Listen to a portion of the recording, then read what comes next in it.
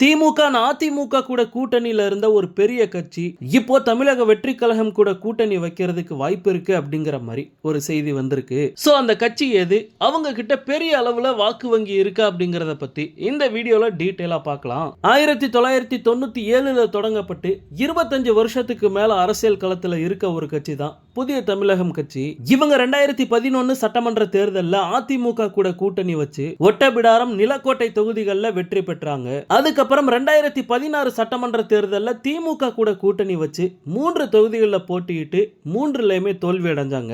இந்த கட்சியோட தலைவர் டாக்டர் கிருஷ்ணசாமி தேவேந்திரகுல வேளாளர் சமூகத்தை பட்டியல் இனத்திலிருந்து பிரிச்சு ஓபிசி பிரிவுல சேர்க்கணும் அப்படின்னு தொடர்ந்து குரல் கொடுத்து வந்தாரு. இந்த கோரிக்கையை நாங்க நிறைவேற்றி தரோம் அப்படின்னு பிஜேபி சொன்னதுனால பிஜேபி கூட நெருக்கம் காட்ட ஆரம்பிச்சாரு. இது சம்பந்தமா பிரதமர் மோடியை உறுதி அளிச்சாரு. அந்த அடிப்படையில் 2019 மக்களவை தேர்தலில் அதிமுக பாஜக கூட கூட்டணி அமைச்சு தென்காசி தொகுதியில போட்டியிட்டாங்க. ஆனா பட்டியலின வெளியேற்றம் குறித்த எந்த முடிவையும் பாஜக அறிவிக்காததுனால டாக்டர் கிருஷ்ணசாமி அதிருப்தி அடைஞ்சாரு. அதுக்கப்புறம் 2021 சட்டமன்ற தேர்தலில் புதிய தமிழகம் கட்சி தனித்து போட்டியிட்டது. கடைசியா 2024 மக்களவை தேர்தலில் அதிமுக கூட கூட்டணி அமைச்சு தென்காசி தொகுதியில போட்டியிட்ட கிருஷ்ணசாமி தோல்வி அடைஞ்சாரு.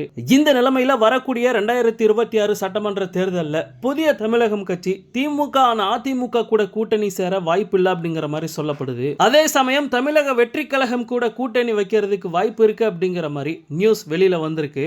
ஏன்னா தளபதியோட அரசியல் கருத்துக்களுக்கு கிருஷ்ணசாமி தொடர்ச்சி ஆதரவு தெரிவிச்சிட்டு வராரு. தமிழக வெற்றி கழகத்தோட முதல் மாநில மாநாட்டில் தளபதி முன் வச்ச ஆட்சியிலும் பங்கு, அதிகாரத்திலும் பங்கு அப்படிங்கிற விஷயத்துக்கு கிருஷ்ணசாமி ஆதரவு தெரிவிச்சிருந்தாரு. மேலும் தமிழ்நாட்டில் புதிய விடியலை விஜய் உருவாக்குவாரு அப்படிங்கிற மாதிரியும் சொல்லியிருந்தாரு. அது மட்டும் இல்லாம திமுகவை வீழ்த்த விஜய் பல்வேறு நடவடிக்கைகளை முன்னெடுக்கணும் அப்படிங்கிற மாதிரி அட்வைஸ் கொடுத்திருந்தாரு. சமீபத்தில் கூட நீட் விவகாரத்துல தளபதிக்கு ஆதரவா கருத்து தெரிவிச்சிருக்காரு. ஓகே நண்பா, இந்த நியூஸை பத்தி உங்களுடைய கருத்து என்ன அப்படிங்கறத கமெண்ட்ல சொல்லுங்க. தளபதியோட எல்லா அப்டேட்டுமே மிஸ் பண்ணாம பார்க்க நம்ம சேனலை சப்ஸ்கிரைப் பண்ணி சப்போர்ட் பண்ணுங்க.